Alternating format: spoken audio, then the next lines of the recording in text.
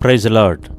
ಕರ್ತನಾದ ಯೇಸುವಿನ ನಾಮದಲ್ಲಿ ಪುನರಾವರ್ತಿ ನಿಮ್ಮೆಲ್ಲರನ್ನ ದೇವರ ವಾಕ್ಯ ಧ್ಯಾನಕ್ಕೋಸ್ಕರ ಸ್ವಾಗತವನ್ನು ಮಾಡುವಂಥವರಾಗಿದ್ದೇವೆ. ಪ್ರಿಯ ಸಹೋದರ ಸಹೋದರಿಯರೇ, ಈ ದಿನದ ವಾಕ್ಯ ಧ್ಯಾನಕ್ಕಾಗಿ ಬ್ಯಾಕ್ ಸ್ಲೈಡಿಂಗ್, ಹಿಂಜಾರುವಿಕೆ ಅಂತೇಳಿದ್ರೆ ಏನು ಅಂತೇಳಿ ದೇವರ ವಾಕ್ಯದ ಆಧಾರದಲ್ಲಿ ನಾವು ಧ್ಯಾನ ಮಾಡೋದಕ್ಕೆ ಹೋಗೋಣ. ನಮ್ಮ ಚಾನಲ್ನ ಇದೇ ಮೊದಲ ಬಾರಿಗೆ ಯಾರು ಕೇಳ್ತಿರೋದಾದರೆ ನೀವು ಸಬ್ಸ್ಕ್ರೈಬ್ ಮಾಡ್ಕೊಳ್ಳಿ ಅಂತ ಕೇಳ್ಕೊಳ್ತಾ ಇದ್ದೇವೆ. ಯಾಕಂತೇಳಿದ್ರೆ ಬರುವಂಥ ಸಂದೇಶಗಳ ಅಪ್ಡೇಟ್ಗಳು ನಿಮಗೆ ದೊರೆಯುವಂಥದ್ದಾಗಿದೆ. ಅದು ಮಾತ್ರವಲ್ಲದೆ ಈ ಹಿಂದೆ ಮಾಡಿದಂಥ ಸಂದೇಶಗಳನ್ನು, ಅದರ ಲಿಂಕ್ಗಳನ್ನು ಡಿಸ್ಕ್ರಿಪ್ಷನ್ ಬಾಕ್ಸಲ್ಲಿ ಹಾಕಿರ್ತೀವಿ.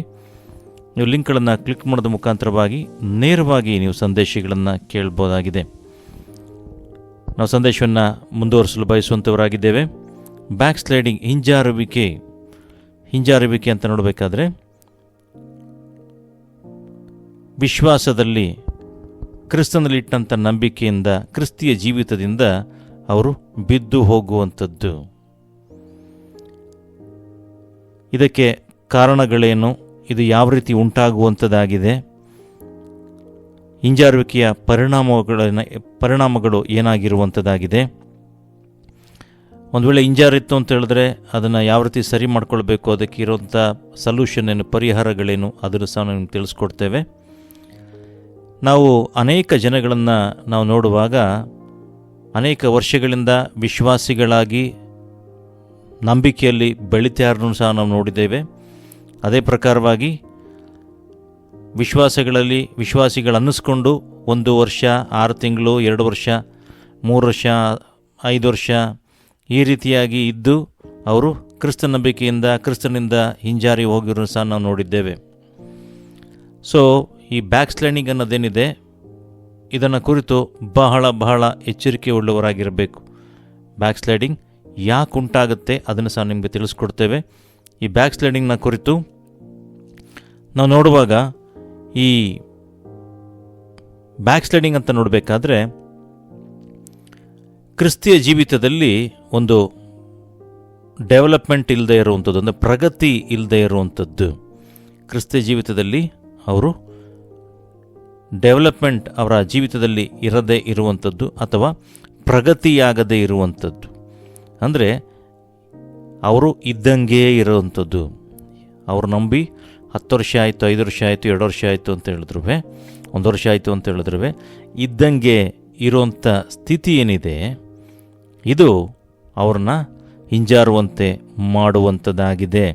ಮತ್ತು ಅವರಲ್ಲಿ ಒಂದು ತಣ್ಣನೆಯ ಸ್ಥಿತಿ ಬರುವಂಥದ್ದಾಗಿ, ತಣ್ಣನೆಯ ಅನುಭವಕ್ಕೆ ಅವರು ಹೋಗ್ತಾರೆ, ತಣ್ಣಗಾಗುವಂಥ ಸ್ಥಿತಿ. ಸೊ ಈ ರೀತಿ ಸ್ಥಿತಿ ಏನಿದೆ, ಇದು ಹಿಂಜಾರುವಿಕೆ. ಸೊ ನಾವು ನೋಡ್ತೇವೆ, ಈ ಹಿಂಜಾರುವಿಕೆಗೆ ಏನು ಕಾರಣ, ಏನು ಸತ್ಯಾಂಶಗಳು ಅಂತ ನೋಡಬೇಕಾದ್ರೆ, ಮೊದಲೇ ನೋಡಬೇಕಾದ್ರೆ ಭರವಸೆ, ಅಂದರೆ ತಮ್ಮ ಮೇಲೆ ಭರವಸೆ ಇಡುವಂಥದ್ದು ದೇವರಿಗಿಂತ ಹೆಚ್ಚಾಗಿ. ಅನೇಕರು ಏನು ಮಾಡ್ತಾರೆ ಅಂತ ಹೇಳಿದ್ರೆ, ದೇವರಲ್ಲಿ ಭರವಸೆ ಇಡೋಕ್ಕಿಂತ ತಮ್ಮ ಮೇಲೆ ಹೆಚ್ಚಾದ ಭರವಸೆಯನ್ನು ಇಟ್ಟಂಥವರಾಗಿರ್ತಾರೆ. ಹಾಗಾಗಿ ಅವರು ಬಹಳ ಕಾಲ ಕ್ರಿಸ್ತ ನಂಬಿಕೆಯಲ್ಲಿ ಉಳಿಯೋದಕ್ಕಾಗೋದಿಲ್ಲ. ಯಾಕೆ ತಮ್ಮ ಮೇಲೆ ಭರವಸೆ ಅಂತ ನೋಡಬೇಕಾದ್ರೆ, ಅವ್ರಿಗಿರುವಂಥ ಆಸ್ತಿ ಇರ್ಬೋದು, ಅಂತಸ್ತಿರ್ಬೋದು, ಆಸ್ತಿಪಾಸ್ತಿಗಳಿರ್ಬೋದು, ಹಣಕಾಸುಗಳಿರ್ಬೋದು, ಆಮೇಲೆ ಬ್ಯಾಕ್ಗ್ರೌಂಡ್ಗಳಿರ್ಬೋದು. ಸೊ ಈ ರೀತಿಯಾಗಿರಬೇಕಾದ್ರೆ ನನಗೆ ಯಾರು ಏನು ಮಾಡೋಕ್ಕಾಗತ್ತೆ, ನನಗೆ ಏನು ಅವಶ್ಯಕತೆ ಇಲ್ಲ, ನಾನು ಚೆನ್ನಾಗಿದ್ದೀನಿ, ಈ ರೀತಿಯಾಗಿ ಭರವಸೆ, ಅಂದರೆ ಅವ್ರ ಮೇಲೆ ಸೆಲ್ಫ್ ಕಾನ್ಫಿಡೆಂಟ್, ಅವರಷ್ಟಕ್ಕೆ ಅವರೇ ಭರವಸೆ ಇಟ್ಕೊಳ್ಳುವಂಥದ್ದು ಭರವಸೆ. ಸೊ ಈ ರೀತಿಯಾಗಿ ಇರುವಾಗ ಏನಾಗುತ್ತೆ ಅಂತ ಹೇಳಿದ್ರೆ, ಅವರು ಬಿದ್ದು ಹೋಗುವಂಥ ಜನಗಳ ಲಿಸ್ಟ್ಗಳಲ್ಲಿ ಅವರು ಇರುವಂಥವರಾಗಿದ್ದಾರೆ. ಈ ಭರವಸೆಯಿಂದ ನಾವು ಏನೂ ಮಾಡೋದಕ್ಕಾಗಲ್ಲ. ನೋಡಿ, ಒಂದೇ ಒಂದು ಮೂಮೆಂಟಲ್ಲಿ ಏನು ಬೇಕಾದ್ರೂ ಆಗ್ಬೋದು. ನೋಡಿ, ಅನೇಕ ಈಗ ನೋಡಬೇಕಾದ್ರೆ ಯುದ್ಧಗಳು ಜರುಗ್ತದೆ, ಅನೇಕ ಬಹುಮಾಡಿ ಕಟ್ಟಡಗಳೇ ಉಳಿತಿಲ್ಲ.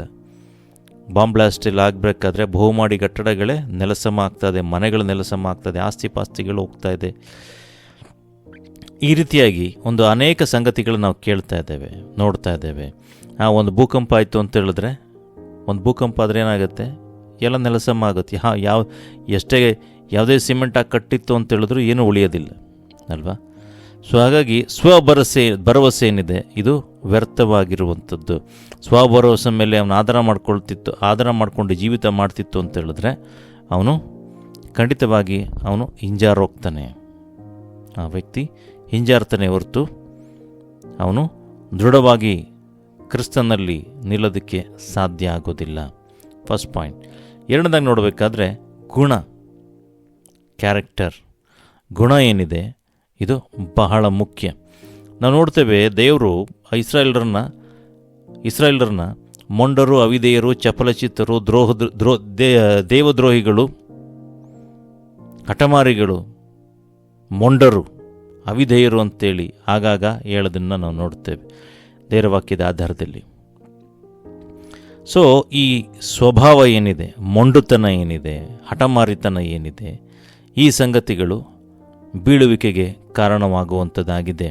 ನೋಡ್ರಿ, ಅನೇಕ ಬಾರಿ ದೇವರು ಎಚ್ಚರಿಸ್ತಾರೆ, ತಮ್ಮ ದಾಸರ ಮುಖಾಂತರವಾಗಿರ್ಬೋದು, ವಾಕ್ಯಗಳ ಮುಖಾಂತರವಾಗಿರ್ಬೋದು, ಅವರು ಮಾಡುವಂಥ ಕಾರ್ಯಗಳನ್ನು ಎಚ್ಚರಿಸಬೇಕಾದ್ರೆ ಕೆಲವ್ರಿಗೆ ಅದನ್ನು ಸಹಿಸ್ಕೊಳ್ಳೋದಕ್ಕಾಗಲ್ಲ. ಯಾಕಂತ ಹೇಳಿದ್ರೆ, ಇವ್ರು ಯಾರು ನಮ್ಗೆ ಹೇಳೋದಕ್ಕೆ, ಇವ್ರು ನಮ್ಗೆ ಯಾಕೆ ಹೇಳಬೇಕು? ಯಾಕಂತ ಹೇಳಿದ್ರೆ ನಾವು ಅವ್ರಿಗಿಂತ ಹಣವಂತರಾಗಿದ್ದೇವೆ, ಇಲ್ಲ ಅಂತ ಹೇಳಿದ್ರೆ ನಾವು ನಮ್ಮ ಸ್ಟ್ಯಾಂಡರ್ಡ್ ಆಗಿದ್ದೇವೆ, ನಮ್ಮ ಹತ್ರ ಅದಿದೆ ಇದಿದೆ, ಹಾಗಾಗಿ ನಾವು ಇವ್ರಿಗಿಂತ ಶ್ರೇಷ್ಠರಾದವರು, ಇವ್ರಿಗಿಂತ ನಾವು ಉನ್ನತವಾಗಿದ್ದೇವೆ. ಈ ರೀತಿಯಾಗಿ ಮೊಂಡುತನ, ಹಠಮಾರಿತನ, ಈ ರೀತಿಯ ಸ್ವಭಾವಗಳಿಟ್ಕೊಂಡು ಅವರಿತ್ತು ಅಂತ ಹೇಳಿದ್ರೆ ಅವರು ಬ್ಯಾಕ್ ಸ್ಲೈಡ್ ಆಗ್ತಾರೆ, ಬಿದ್ದು ಹೋಗ್ತಾರೆ. ದೇವರ ವಾಕ್ಯ ಹೇಳುವಂಥದ್ದಾಗಿದೆ, ಅಲೆದಾಡುವಿಕೆ. ಯೆರೆಮೀಯ ಪ್ರವಚನ ಗ್ರಂಥ 30ನೇ ಅಧ್ಯಾಯ 22ನೇ ವಾಕ್ಯವನ್ನು ನೋಡಬೇಕಾದ್ರೆ, ಅತ್ಯಂದಿತ್ತ ಅಲೆದಾಡುವಿ ಅಂತೇಳಿ ಒಂದು ವಾಕ್ಯ ಅಲ್ಲಿ ಬರುತ್ತೆ. ಸೊ ಅದರ ಅರ್ಥ, ಅತ್ಯಂದಿತ್ತ ಅಂತ ನೋಡಬೇಕಾದ್ರೆ ಅವರು ಒಂದೇ ಸ್ಥಳದಲ್ಲಿ ನಿಂತ್ಕೊಳ್ಳೋದಕ್ಕೆ ಹೋಗಲ್ಲ. ಆ ಕಡೆಯಿಂದ ಈ ಕಡೆ ಜಂಪ್ ಮಾಡ್ತಾ ಇರ್ತಾರೆ, ಆ ಕಡೆಯಿಂದ ಈ ಕಡೆಗೆ ಜಂಪ್ ಮಾಡ್ತಾ ಇರ್ತಾರೆ. ಅವ್ರು ಒಂದೇ ಸ್ಥಳದಲ್ಲಿ ಸ್ಥಿರವಾಗಿ ನಿಲ್ಲೋದಿಲ್ಲ. ಅವರೇನಂತ ತಿಳ್ಕೊಳ್ತಾರೆ ಅಂತ ಹೇಳಿದ್ರೆ, ನನಗೆ ಆ ಸಭೆಗೆ ಹೋದರೆ ಅದು ಸಿಕ್ಕತ್ತೆ, ಈ ಸಭೆ ತುಂಬ ಗ್ರೇಟು, ಆ ಸಭೆ ತುಂಬ ಇನ್ನೂ ಗ್ರೇಟು, ಅಲ್ಲಿ ತುಂಬ ಏನಾಗಿದೆ, ನಮ್ಗೆ ಐಶ್ವರ್ಯ ಬಂದುಬಿಡುತ್ತೆ, ಇಲ್ಲ ಅಂತ ಹೇಳಿದ್ರೆ ನಮ್ಗೆ ಬೇಕಾದೆಲ್ಲ ಸಿಕ್ಬಿಡುತ್ತೆ, ಅಲ್ಲಿ ಯಾರು ನಮ್ಮನ್ನು ಹೇಳಲ್ಲ ಕೇಳಲ್ಲ. ಈ ರೀತಿಯಾದ ಮನೋಭಾವದಿಂದ ಅವ್ರೇನು ಮಾಡ್ತಾರೆ ಅಂದರೆ, ಅತ್ತಿಂದಿತ್ತ ತಿರುಗಾಡುವಂಥವ್ರು ಯಾರಿದ್ದಾರೆ, ಇವರು ಬ್ಯಾಕ್ ಸ್ಲೈಡ್ ಆಗ್ತಾರೆ. ಕಾರಣ ಏನು ಅಂತ ಹೇಳಿದ್ರೆ, ಅವರು ನಿಲ್ಲಬೇಕು, ಕ್ರಿಸ್ತ ನಿಲ್ಲಬೇಕು ಅಂತ ಹೇಳಿದ್ರೆ ದೇವರ ವಾಕ್ಯದ ಆಧಾರದಲ್ಲಿ, ದೇವರ ವಾಕ್ಯದಲ್ಲಿ ಆಳವಾಗಿ ಬೇರೂರಿದ್ರೆ ಮಾತ್ರನೇ ನಿಲ್ಲೋದಕ್ಕೆ ಸಾಧ್ಯ. ಅವರು ಯಾವ ಸಭೆಗೆ ಬೇಕಾದ್ರೂ ಹೋಗ್ಬೋದು, ಯಾವ ಉನ್ನತ ಸೇವಕರಿಂದ ಸಂದೇಶಗಳು ಬೇಕಾದ್ರೂ ಕೇಳ್ಬೋದು, ಯಾರು ಏನೇ ಆಗಿರ್ಬೋದು. ಆದರೆ ದೇವರ ವಾಕ್ಯದ ಆಧಾರದಲ್ಲಿ, ದೇವರ ವಾಕ್ಯದಲ್ಲಿ ಅವರು ರೂಟ್ ಆಗಿಲ್ಲ, ಅವರು ಬೇರೂರಿಲ್ಲ ಅಂತಿತ್ತು ಅಂತ ಹೇಳಿದ್ರೆ ಅಂಥವ್ರು ಬಿದ್ದು ಹೋಗ್ತಾರೆ. ಸೊ ಹಿಂಜಾರುವಿಕೆ ಸೂಚನೆಗಳೇನು? ಆಗ ಹಿಂಜಾರುವಿಕೆ ಆಗ್ತಾದೆ ಅಂತೇಳಿ ಯಾವ ರೀತಿ ಕಂಡುಕೊಳ್ಬೋದು? ಹಿಂಜಾರುವಿಕೆ ಆಗ್ತದೆ ಅಂತ ಹೇಳಿದ್ರೆ ಏನು ಸೂಚನೆಗಳು ಅಂತ ನೋಡಬೇಕಾದ್ರೆ, ಫಸ್ಟ್ ಪಾಯಿಂಟ್, ಅವರು ಅಂತರಂಗದ ಪ್ರಾರ್ಥನೆಯಲ್ಲಿ ಆನಂದ ಪಡದೇ ಇರುವಂಥದ್ದು. ಅಂದರೆ ಅವರ ಪ್ರಾರ್ಥನಾ ಜೀವಿತದಲ್ಲಿ ಅವರು ಆನಂದ ಪಡದೇ ಇರುವಂಥದ್ದು. ನೋಡ್ರಿ, ಬುಕ್ ಆಫ್ ಮ್ಯಾಥ್ಯೂ ಚಾಪ್ಟರ್ 6 ನೋಡಬೇಕಾದ್ರೆ, ಮತ್ತಾಯನು ಬರೆದ ಸುವಾರ್ತೆ 6ನೇ ಅಧ್ಯಾಯ 6ನೇ ವಾಕ್ಯವನ್ನು ನೋಡುವಾಗ ದೇವರ ವಾಕ್ಯದಲ್ಲಿ ಬರೆದಿದೆ, ಆದರೆ ನೀನು ಪ್ರಾರ್ಥನೆ ಮಾಡಬೇಕಾದರೆ ನಿನ್ನ ಏಕಾಂತದ ಕೋಣೆಯೊಳಗೆ ಹೋಗಿ ಬಾಗಿಲನ್ನು ಮುಚ್ಚಿಕೊಂಡು ಅಂತರಂಗದಲ್ಲಿಯೂ ಇರುವ ನಿನ್ನ ತಂದೆಗೆ ಪ್ರಾರ್ಥನೆ ಮಾಡು. ಅಂತರಂಗದಲ್ಲಿ ನಡೆಯೋದನ್ನು ನೋಡುವ ನಿನ್ನ ತಂದೆಯು ನಿನಗೆ ಫಲ ಕೊಡುವನು. ಸೊ ದೇವರ ವಾಕ್ಯ ಹೇಳ್ತಾ ಇದೆ, ಅಂತರಂಗದ ಪ್ರಾರ್ಥನೆಯಲ್ಲಿ ನೀನು ಪ್ರಾರ್ಥನೆ ಮಾಡಬೇಕು. ನಿನ್ನ ಪ್ರಾರ್ಥನೆ ನೋಡಿ ದೇವರು ಪ್ರತಿಫಲವನ್ನು ಕೊಡ್ತಾರೆ ಅಂತೇಳಿ. ಆದರೆ ನಿಮ್ಮ ಪ್ರಾರ್ಥನಾ ಜೀವಿತದಲ್ಲಿ ನೀವು ಆನಂದ ಪಡ್ತಿಲ್ಲ ಅಂತಿತ್ತು ಅಂತೇಳಿದ್ರೆ, ಆನಂದ ನಿಮಗೆ ಸಿಗ್ತಿಲ್ಲ ಅಂತಿತ್ತು ಅಂತ ಹೇಳಿದ್ರೆ ಅದು ಹಿಂಜಾರುವಿಕೆಯ ಸೂಚನೆ. ದಟ್ ಮೀನ್ಸ್ ನಿಮಗೆ ಪ್ರೇಯರ್ ಲೈಫ್ ಇಲ್ಲ, ಪ್ರೇಯರ್ ಮಾಡೋಕ್ಕಾಗ್ತಿಲ್ಲ, ನಿಮ್ಮ ಪ್ರೇಯರ್ ಲೈಫ್ ಇಲ್ಲ ಅಂತಿತ್ತು ಅಂತ ಹೇಳಿದ್ರೆ ಅದು ಒಂದು ಸೂಚನೆ ಆಗಿರುವಂಥದ್ದಾಗಿದೆ. ನೀವು ಹಿಂಜಾರ್ತಾ ಇದ್ದೀರಾ ಅಂತೇಳಿ.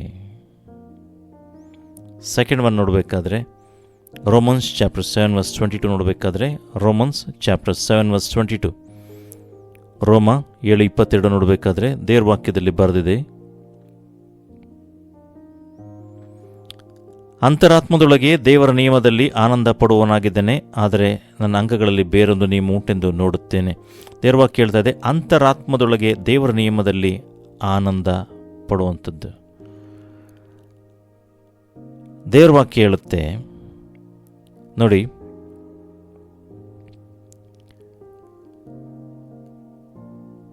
ನಾವು ದೇವರ ವಾಕ್ಯದಲ್ಲಿ ಆನಂದ ಪಡದೇ ಇರುವಂಥದ್ದು, ದೇವರ ವಾಕ್ಯದಲ್ಲಿ ಆನಂದ ಪಡದೇ ಇರುವಂಥದ್ದು ಅದರ ಅರ್ಥ ಏನು ಅಂತ ಹೇಳಿದ್ರೆ, ವಾಕ್ಯಗಳನ್ನು ಕೇಳಬೇಕಾದ್ರೆ ಅವ್ರಿಗೆ ಸಂತೋಷ ಇರೋದಿಲ್ಲ.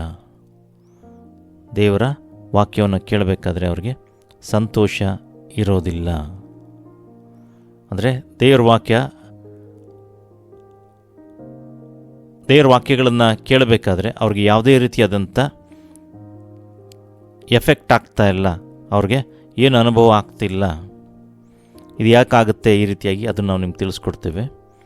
ಸೊ ದೇವರ ಅಂತರಾತ್ಮದಲ್ಲಿ ದೇವರ ವಾಕ್ಯದಲ್ಲಿ ಆನಂದ ಪಡೆದೇ ಇರುವಂಥದ್ದು ಏನಿದೆ, ಇದು ಬ್ಯಾಕ್ ಸ್ಲೈಡಿಂಗಿಗೆ ಸೂಚನೆ ಆಗಿರುವಂಥದ್ದಾಗಿದೆ. ಥರ್ಡ್ ಒನ್ ನೋಡಬೇಕಾದ್ರೆ ಕೊಲೋಷಿಯನ್ಸ್ ಚಾಪ್ಟರ್ 3:2, ಕೊಲೋಷಿಯನ್ಸ್ ಚಾಪ್ಟರ್ 3:2, ಮೇಲಿರುವಂಥವುಗಳ ಮೇಲೆ ಮನಸ್ಸಿಡ್ರಿ, ಭೂ ಸಂಬಂಧವಾದವುಗಳ ಮೇಲೆ ಇಡಬೇಡ್ರಿ. ಸೊ ಭೂ ಸಂಬಂಧವಾದವುಗಳಲ್ಲಿ ಮನಸ್ಸಿಡುವಂಥದ್ದು ಅಂದರೆ ಇಹಲೋಕದ ಕಾರ್ಯಗಳಲ್ಲಿ, ಇಹಲೋಕದ ವಿಷಯಗಳಲ್ಲಿ ಮನಸ್ಸಿಡುವಂಥದ್ದು.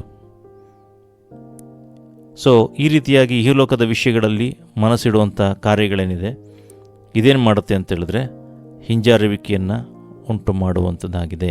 ಇದು ಹಿಂಜಾರಿಕೆಯ ಸೂಚನೆಯಾಗಿದೆ. ನೆಕ್ಸ್ಟ್ ನೋಡಬೇಕಾದ್ರೆ ಆಸಕ್ತಿ ಇಲ್ಲದೆ ಪ್ರಾರ್ಥನೆ ಮಾಡುವಂಥದ್ದು, ಆಸಕ್ತಿ ಇಲ್ಲದೆ ಪ್ರಾರ್ಥನೆ ಮಾಡುವಂಥದ್ದು. ಜೇಮ್ಸ್ ಚಾಪ್ಟರ್ 5:16 ನೋಡಬೇಕಾದ್ರೆ, ಯಾಕೋಬನ ಪತ್ರಿಕೆ 5ನೇ ಅಧ್ಯಾಯ 16ನೇ ವಾಕ್ಯ ನೋಡಬೇಕಾದ್ರೆ, ಬುಕ್ ಆಫ್ ಜೇಮ್ಸ್ ಚಾಪ್ಟರ್ 5:16 ದೇವರ ವಾಕ್ಯದಲ್ಲಿ ಬರೆದಿದೆ, ಹೀಗಿರಲು ನೀವು ಸ್ವಸ್ಥವಾಗಬೇಕಾದರೆ ನಿಮ್ಮ ಪಾಪಗಳನ್ನು ಒಬ್ಬರಿಗೊಬ್ಬರು ಅರಿಕೆ ಮಾಡಿ, ಒಬ್ಬರಿಗೊಬ್ಬರು ದೇವರನ್ನ ಪ್ರಾರ್ಥಿಸಿರಿ. ನೀತಿವಂತನ ಅತ್ಯಾಸಕ್ತಿಯುಳ್ಳ ಪ್ರಾರ್ಥನೆ, ಅತ್ಯಾಸಕ್ತಿಯುಳ್ಳ ವಿಜ್ಞಾಪನೆಯು ಬಹುಬಲವಾಗಿದೆ ಅಂತೇಳಿ. ಅಂದರೆ ಆಸಕ್ತಿ ಇಲ್ಲದೆ ಪ್ರಾರ್ಥನೆ ಮಾಡುವಂಥದ್ದು, ಅಂದರೆ ಪ್ರಾರ್ಥನಾ ಜೀವಿತದಲ್ಲಿ ಆಸಕ್ತಿ ಇಲ್ಲ, ಪ್ರಾರ್ಥನೆ ಮಾಡೋದಕ್ಕೆ ಆಸಕ್ತಿ ಇಲ್ಲ. ಪ್ರಾರ್ಥನೆ ಮಾಡೋದಕ್ಕೆ ಯಾವಾಗ ಆಸಕ್ತಿ ಇಲ್ಲ, ಆಸಕ್ತಿ ಬರ್ತಾ ಇಲ್ಲ, ಆಸಕ್ತಿ ಇಲ್ಲ ಅಂತ ಗೊತ್ತಾಗ್ತಾ ಇದೆ, ಇದು ಹಿಂಜಾರುವಿಕೆಯ ಸೂಚನೆಯಾಗಿದೆ, ಹಿಂಜಾರುವಿಕೆಯ ಸೂಚನೆಯಾಗಿದೆ. ಅದು ಮಾತ್ರವಲ್ಲ, ಕೀರ್ತನೆಗಳ ಪುಸ್ತಕ 119ನೇ ಅಧ್ಯಾಯ 53ನೇ ವಾಕ್ಯ ನೋಡಬೇಕಾದ್ರೆ, ಬುಕ್ ಆಫ್ ಸಾಮ್ಸ್ ಚಾಪ್ಟರ್ 119:53 ಕೀರ್ತನೆಗಳ ಪುಸ್ತಕ 119:53 ದೇವರ ವಾಕ್ಯದಲ್ಲಿ ಬರೆದಿದೆ, ನಿನ್ನ ಧರ್ಮಶಾಸ್ತ್ರ ಭ್ರಷ್ಟರಾದ ದುಷ್ಟರಿಗಾಗಿ ಉರಿಗೊಂಡಿದ್ದೇನೆ. ಅಂದರೆ ಭ್ರಷ್ಟತ್ವಕ್ಕೆ ಪ್ರತಿಕ್ರಿಯೆ ತೋರದೇ ಇರುವಂಥದ್ದು, ಭ್ರಷ್ಟತ್ವಕ್ಕೆ ಪ್ರತಿಕ್ರಿಯೆ ತೋರದೇ ಇರು ಅಂದರೆ ರಿಯಾಕ್ಷನ್ ಮಾಡದೇ ಇರುವಂಥದ್ದು. ಭ್ರಷ್ಟತ್ವ ನಡೀತಾ ಇದೆ, ಆ ರೀತಿ ಇತ್ತು ಅಂತ ಹೇಳಿದ್ರೆ ಅವರು ರಿಯಾಕ್ಷನ್ ಮಾಡದೇ ಇರುವಂಥದ್ದು, ರಿಯಾಕ್ಷನ್ ಕೊಡದೇ ಇರುವಂಥದ್ದು. ಪ್ರಿಯ ಸೋದರ ಸೋದರಿಯರೇ, ಬ್ಯಾಕ್ ಸ್ಲೈಡಿಂಗ್ ಯಾಕಾಗುತ್ತೆ ಅಂತೇಳಿ ನಾವು ಮೊದಲ ಭಾಗದಲ್ಲಿ ನಾವು ಇದನ್ನು ಹೇಳಿ ಇಷ್ಟೇಳಿ ನಾವು ನಿಲ್ಲಿಸ್ತಾ ಇದ್ದೇವೆ. ನೆಕ್ಸ್ಟ್ ಪಾರ್ಟಲ್ಲಿ ಹಿಂಜಾರುವಿಕೆಗೆ ಕಾರಣಗಳೇನೇನಾಗಿದೆ, ಹಿಂಜಾರಿಕೆಗೆ ಕಾರಣಗಳು ಏನೇನಾಗಿರುವಂಥದ್ದಾಗಿದೆ ಅದನ್ನು ತಿಳಿಸ್ಕೊಡ್ತೇವೆ. ಹಿಂಜಾರಿಕೆಯ ಪರಿಣಾಮಗಳನ್ನು ತಿಳಿಸ್ಕೊಡ್ತೇವೆ ಮತ್ತು ಹಿಂಜಾರುವಿಕೆಯ ಪರಿಹಾರಗಳನ್ನು ತಿಳಿಸ್ಕೊಡ್ತೇವೆ. ಪರಿಣಾಮಗಳ ಎಫೆಕ್ಟ್ ಏನಿದೆ ಅಂತ ತಿಳಿಸ್ಕೊಡ್ತೇವೆ, ಅದಕ್ಕೇನು ಸೊಲ್ಯೂಷನ್ ಇದೆ ಅದನ್ನು ಸಹ ತಿಳಿಸ್ಕೊಡ್ತೇವೆ. ದೇವರು ಈ ವಾಕ್ಯಗಳ ಮುಖಾಂತರವಾಗಿ ನಿಮ್ಮನ್ನು ಆಶೀರ್ವಾದ ಮಾಡಲಿ. God bless you.